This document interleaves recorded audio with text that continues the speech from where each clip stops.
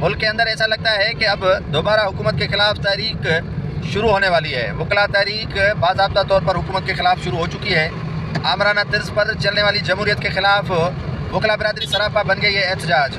इस एहतजाज में आज आपको मालूम होगा कि इस्लामाबाद के अंदर वकला ने भरपूर किया है एहतजाज मौजूदा हुकूमत के ख़िलाफ़।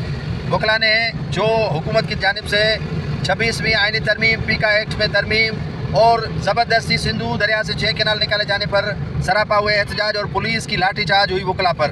वकला कहते हैं कि हम इसी मामले से पीछे नहीं हटेंगे और हुकूमत को टफ टाइम दिया जाएगा। सिंध में आपने देखा होगा कि कई रोज़ एक SSP की बदली के ख़िलाफ़ वकला ने एहतजाज किया और बिलाखिर जबरी छुट्टी पर उसे भेज दिया गया SSP को, और आज ही कहते हैं कि जैसे ही छुट्टी उनकी ख़त्म होगी तो वो चार्ज संभाल लेंगे। अब वकला ने फैसला और ठान लिया है कि मौजूदा हुकूमत के ख़िलाफ़ भरपूर एहतजाज किया जाएगा। जो हुकूमत ऐसे कवानीन मुल्क के अंदर नाफिज करना चाहती है उनके ख़िलाफ़ एहतजाज, धरने और सड़कें ब्लॉक किए जाने का भी इम्कान ज़ाहिर किया गया है।